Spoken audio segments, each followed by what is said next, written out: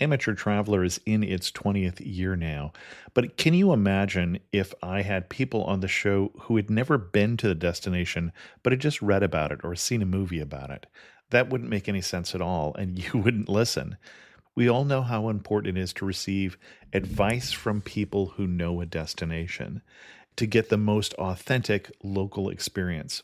And a great option for experiencing this is Explore Worldwide and their authentic small group adventures, led by local tour leaders, perfect for solo travelers who want to meet like minded people with a desire for adventure. I'm often an independent traveler, but two of my last three trips were with small group tours because they organize everything and it's a lot easier. If you want to recreate the tour I did to Malta, they have a Malta and Gozo Discovery Tour. I'm intrigued by one of their tours called A Taste of Sicily. The company again is Explore Worldwide, and visit exploreworldwide.com to learn more. And thanks to Explore Worldwide for sponsoring this episode of Amateur Traveler. The nights are long, the days are short, and the weather is chilly to downright cold, depending on where you are. It's a good time to slip into a Quince iconic Mongolian cashmere sweaters, which start at only $50. You can treat yourself to everyday luxury at an affordable price with Quince. If you really want to dive into luxury, you can check out their leather handbags, washable silk shirts, and European linen sheet sets. Whatever you're looking for at Quince, all the prices are 50 to 80% less than similar brands, and they do that by partnering directly with top factories and cutting out the middleman. They only work with factories that use safe, ethical, and responsible manufacturing processes. And of course, they use premium fabrics and finishes for that luxury feel in every piece. But you've already heard me rave about my Quince travel pants. Treat yourself this winter without the luxury price tag. Go to quince.com/traveler for 365-day returns plus free shipping on your order. That's QUINCE.com/traveler to get free shipping and 365-day returns. Quince.com/traveler. And thanks to Quince for sponsoring this episode of Amateur Traveler. Got my bags packed, I'm on a roll. I'm heading out there and I'm ready to go. I'm looking real good in my passport photo. Oh, no. Amateur Traveler, episode 157. Today, the Amateur Traveler goes to Seoul, South Korea. Learn about the palaces, museums, and shopping, and surprising things made of cheese. Today in the Amateur Traveler. That I should be heading home, but maybe not today. Welcome to the Amateur Traveler. I'm your host, Chris Christensen. Before we get into this week's interview, I do have some news stories for you. The first one made me smile. The TSA has a new idea for targeting terrorists to keep flights safer, but this may not be something that those of you who are nervous about flying will like, because basically they're going to use the technology to detect people who are nervous about flying. So that may just give you one more thing to be nervous about. Two news stories about Ryanair. Well, Ryanair, first of all, has been picked by British travelers for the third year in a row as their least favorite airline. 30% voted the low-cost airline as their least favorite. And then the second news story is Ryanair is apparently not contented just to be hated by the residents of Great Britain, so they have announced that within the next 3 years, they're going to create a low-cost transatlantic airline. So you too may get a chance to hate Ryanair in the future. And then the final news story I have is that passengers may be required to pay for airline noise.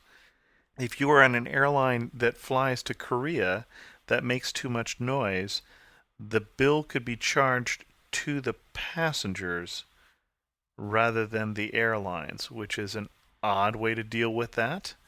It's just a proposal so far, but if you're flying into Korea and they happen to turn on the no talking sign, you'll know why. For links to all of these stories, check out the show notes at amateurtraveler.com. I'd like to welcome to the show Rachel, who we're talking to from Hong Kong, but who's come to talk to us about Seoul, South Korea. Rachel, welcome to the show. Thanks a lot, Chris. So first of all, you're living in Hong Kong, but you're not originally from there? I am originally from Hong Kong, was born here, but I migrated to Canada when I was a lot younger, and for the past decade, I've moved back to Hong Kong. Okay. And why Korea? Why Seoul in particular? Why did you go there? Well, I'd been to Seoul twice before, and those were very brief stays, so I felt that there was a lot to see which I hadn't seen. This time around, I had an opportunity to stay there for an extended summer, and so it was very much an opportunity for me to see Seoul and also to experience what a local would experience there. Okay, great. So, having lived as a temporary local in Seoul, if you had a friend come to visit you when you were in Seoul, what would you take them to see?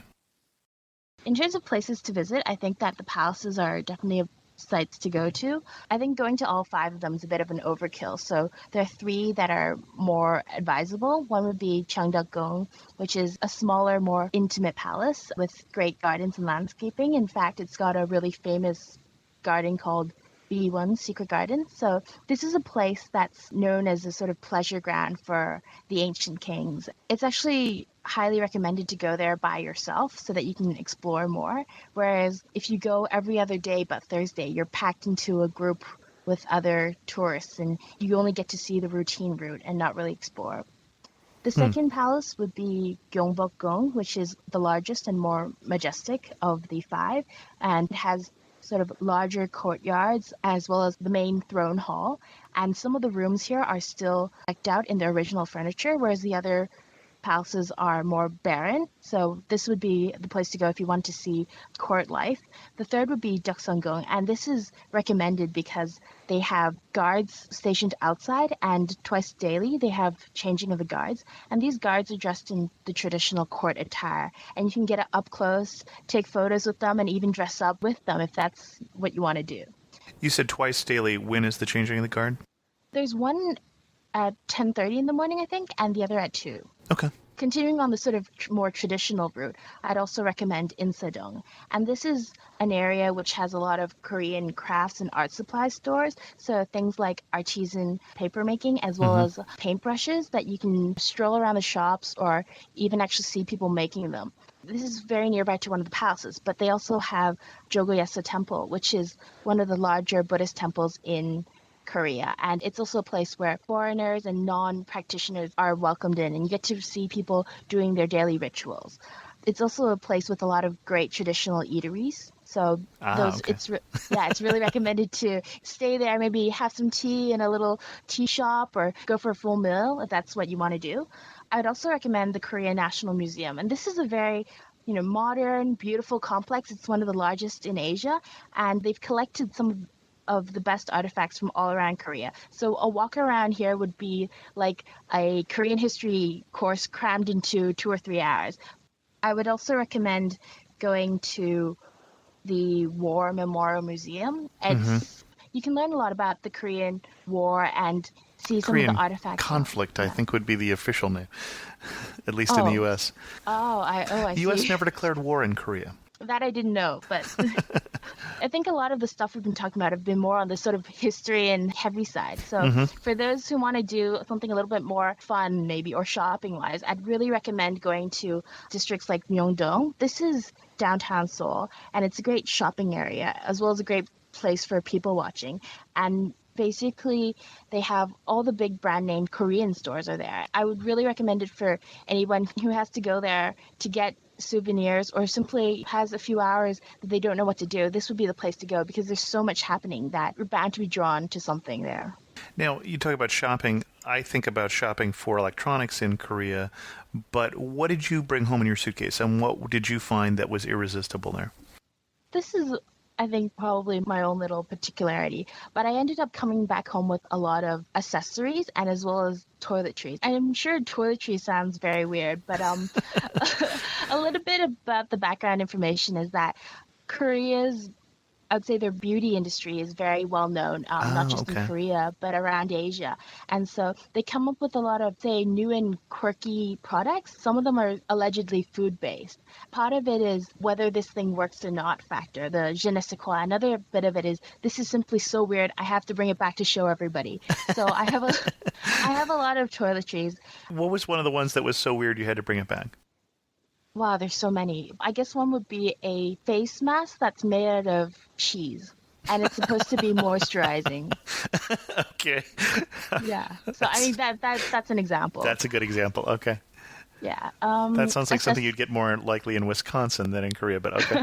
Accessory wise, I guess that goes along with the whole trend about, at least in Asia, Korea is very much known as quite a fashion forward country, at least a place where all the men and women are very well groomed, and they have, I guess because of this, the sort of fashion industry is very big. And so I have a few accessories and clothes, things like that, and they're all very affordable. As somebody who's visiting Korea, would you recommend like going to Paris or Milan that it might be better to dress a little nicer, or does that matter as much as a tourist? I think as a tourist, you can get away with very casual attire.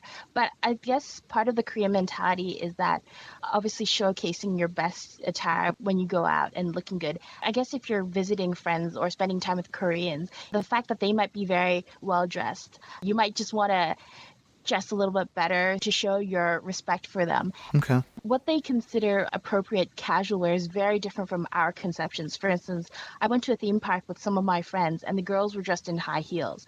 And to them, it's just part of their everyday life. They go out with full makeup and properly dressed up. So Interesting. it's not really that you're being rude by dressing casually. It's just they dress in a different way. We talked about some of the typical sites. What do the guidebooks recommend that you just would tell us don't bother?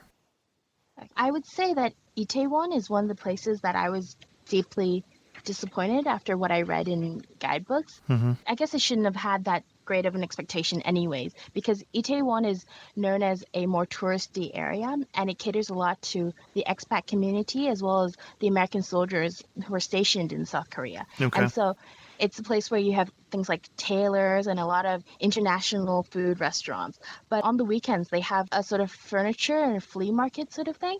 And that was perhaps not on such a great scale as I expected it to be. So I'd say that if you only had a limited amount of time, then it's definitely worth a pass. Okay. And then the opposite side of that, what was the best little treasure that you found that you only heard of because you were living there? This would be not just one little treasure, but this concept of a thing called bangs. Bang literally translated into Korean means room. And they have all sorts of very Korean pastimes based on these room things. So one of these would be jjimjilbang, which is, I'd say, sort of like a spa, sauna, communal bathroom. And it's a place that you can obviously go for your daily bathing. And they also have sauna areas, which are open for people of both sexes. So it's a great meeting area for many local Koreans. And the most interesting thing is that you can actually stay overnight at these jjimjilbangs, and so it's a very cheap alternative to hotels, and yet it's also a great way to meet the locals and see what they do. It's really interesting how some of the locals, even though they live in the same area, they'll actually go there maybe once a week, not just because they can't go home, but because they like it so much, and they'll even bring stacks of comics to read, because obviously it's very difficult to sleep when you're in a communal hall with maybe 30 or 40 other people sleeping on mats. I guess that gives you a flavor of what locals do and getting to see them in their natural habitat. Any other recommendations for lodging? That sounds like an interesting one. I guess most people who would go to Korea would stay in hotels. But I guess one type of alternative is staying at I think it's called a hanok. A hanok is sort of like a ryokan in Japan, where you actually go into a traditional house and you get a room. I guess the main difference here would be that in the ryokan, you might have other experiences as well, such as going into the onsens, the hot springs, whereas a hanok is really just accommodation in a traditional home. I would also recommend on a more practical level that for people going to Korea, they can actually stay in co-op hotels, which are good for, more of a backpacker, people looking for a cheaper option, because accommodation can get quite expensive in Seoul. Ask. And in general, right now, how expensive is Seoul? I live in Asia, so I think my perspective of what's expensive and cheap is probably a lot different from those of you in the States. But I'd say that transport and everything and food is very affordable. You can get anywhere using the subway for just a few dollars. Maybe traveling for 5 to 7 stops would only cost you $1. Like I said, housing is more expensive. That's obviously because Seoul is such a populated city. Food-wise, it's very affordable. So I guess relative to what you'd be spending in the States, Seoul is very cheap. What was your biggest surprise going to Seoul, maybe the first time, or maybe when you went to live there for a while? I think going to Seoul, I'd obviously expected major language barriers, given that they speak Korean and they Mm-hmm. write in Hangul. But what I was surprised is that since last time I'd been there, I found Seoul a lot more accommodating for tourists. They had a lot more English signs. Even when you take the subway, they pronounce the station names in English. Oh, Despite the interesting. language barrier, I found that a lot of people were very, very friendly. I mean, there are times when I got lost walking around Seoul and I had no clue where to go. I only spoke a few phrases in Korean, but I mean, as long as you go up to people, you're polite. I think they're quite serious about politeness and niceties. People are very willing to help you, and even if they can't communicate with you, they will literally hold your hand, grab your guidebook or your map, and try and direct you there as best as they can. So people are very friendly. Some of them will actually strike up conversations with you on the subway, and it's very interesting because they might only be able to speak 5 to 10 phrases, but they'll use all those phrases to try and talk to you. So it's very endearing. Interesting. Do you find that they're more willing to try that than maybe other countries in Asia, or? I think it's really hard to compare. I've heard from some of my local friends that they're a little bit more intimidated by maybe Caucasian visitors. And I guess because I come Okay. from another place in Asia, I Okay. look very Korean to them, and yet I don't speak any Korean. So I think that intrigues them. So that might be why. Anything in terms of, and this is a question I don't usually ask, we talk about the niceties and politeness. Anything you should be aware of, any kind of warnings in terms of not offending? I can't really think of any warnings off the top of my head. But then again, I mean, I was very concerned before going, and so I did try to do some research on this aspect. And in fact, I was listening to some podcasts produced by people who actually live in Seoul, just in case I could pick up any tips without, Mm-hmm. offending people. So maybe having that little bit of education, I was better off. But I'd say What that podcast were you listening to, just in case anybody else is preparing a trip? Seoul podcast produced by expats there, so it's pretty good information. But Okay. I guess otherwise, it's just simply greeting people when you see them. Definitely learn how to know, phrases like, oh, excuse me, and you'll be fine. And And did you thank want you. to share with us how to say that in Korean? Excuse me, if I still remember correctly, is 실례합니다. Okay. And yeah, I know it's very, very hard to pick up. Thank you is 감사합니다. Okay. And just picking up any phrase book will be of great help there. The most memorable person you met? It was the most memorable group of people. Because I was at a university program, we were assigned buddies. So these were local Korean students who took us around and introduced us to stuff. And they were so memorable because of how hospitable they were. We were very much brought into their daily lives. That chord strikes with a lot of Koreans I met in Korea, and that they're so warm and friendly. And they will literally take you to their home. They will take you out, and they will spend the whole night with you, literally going out, because they want you to see their hometown, and they're very interested in your perceptions of it, whether or not you like Seoul, whether or not you like Korea, how does it compare off with your own place, and they're so eager that you like it. No, you mentioned briefly food earlier, and both my brother and my uncle served in Korea. My uncle in the Korean conflict or the Korean police action, and my brother much more recently. And they both had food stories. My brother about smelling kimchi everywhere as he's going through the countryside, and my uncle about a wonderful dinner that he was eating until he found out it was dog and then couldn't eat another bite. What's it really like these days to go to Korea in terms of food? What would you recommend people try? What would you recommend people avoid?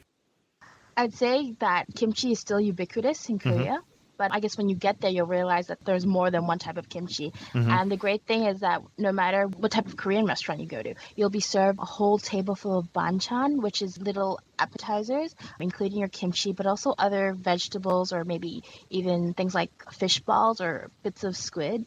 And And we should mention briefly what kimchi is, because I realize.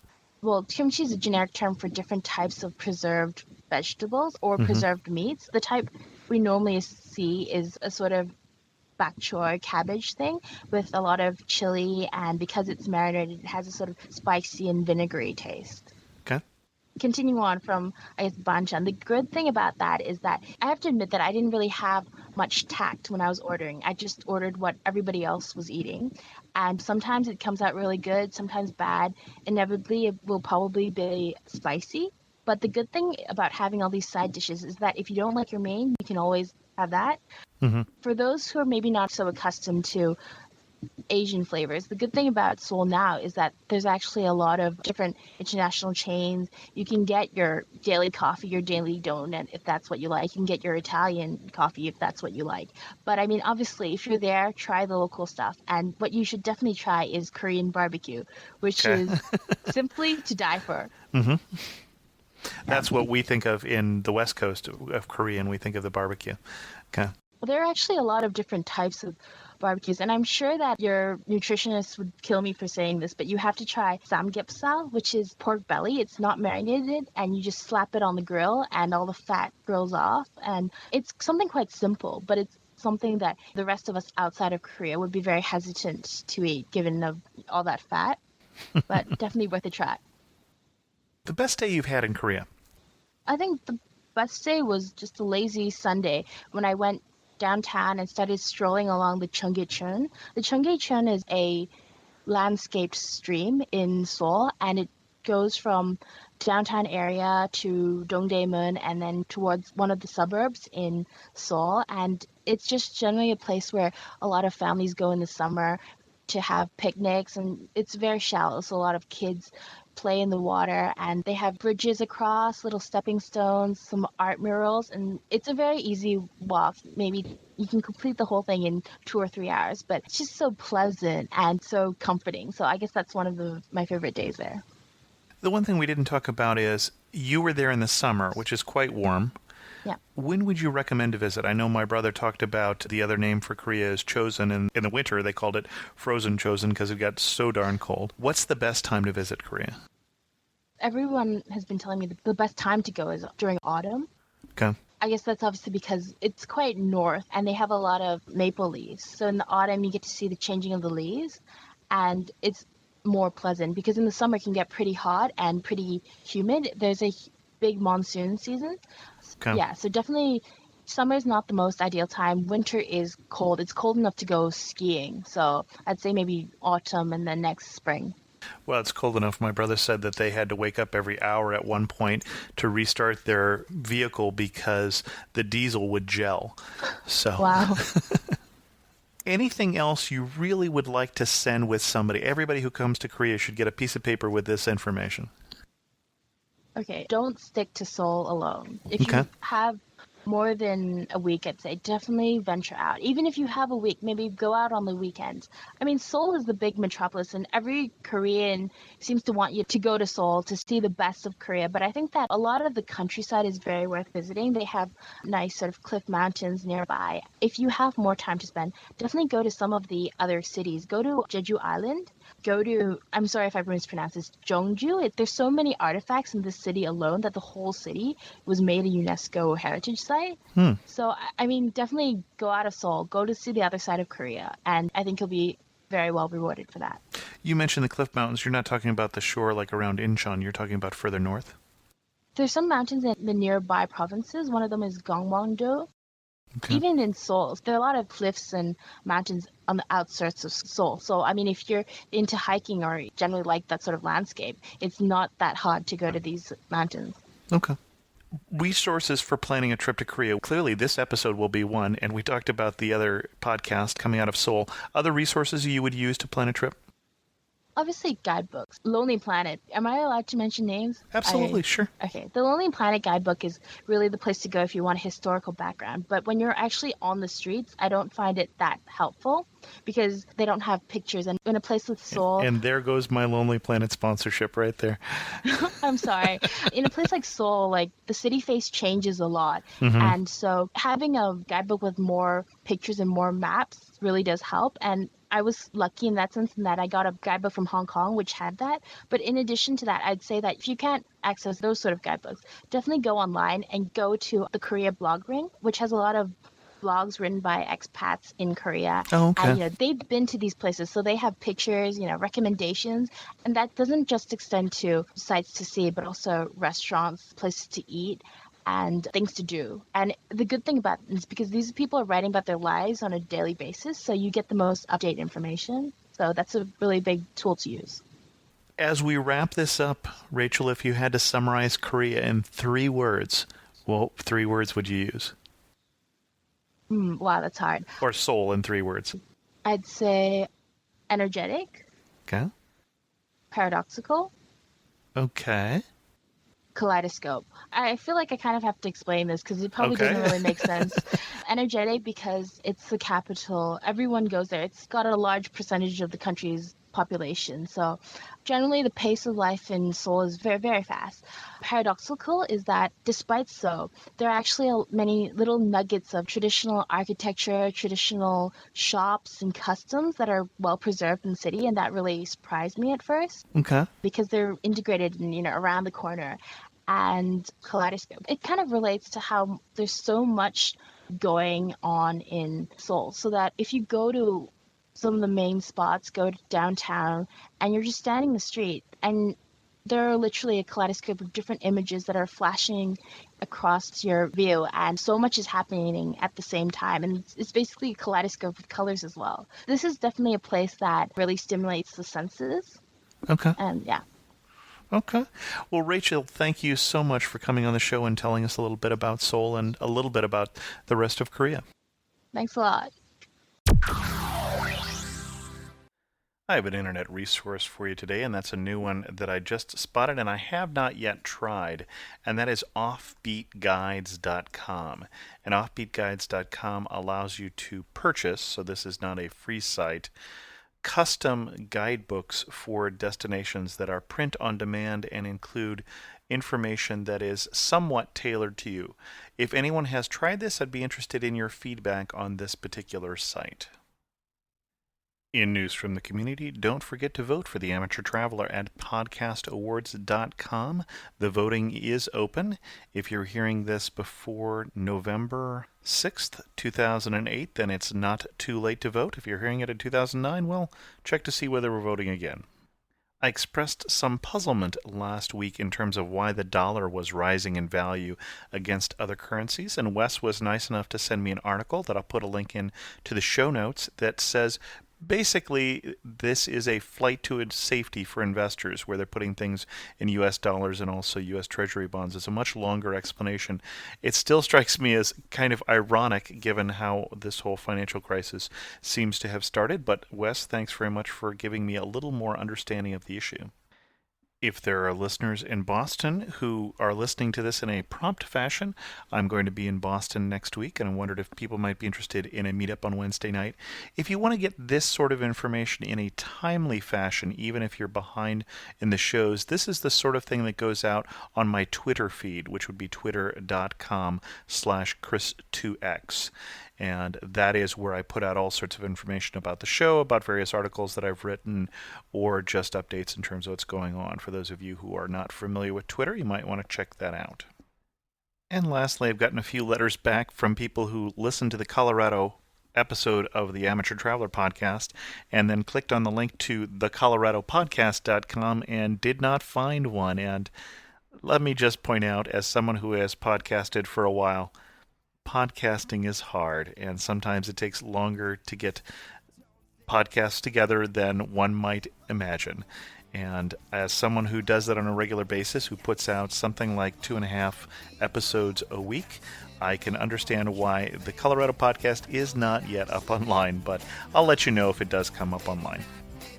With that, we'll bring this episode of The Amateur Traveler to a close. If you want to contact me, feel free to send an email to host@amateurtraveler.com or leave a comment on the blog post at amateurtraveler.com. As always, thanks so much for listening.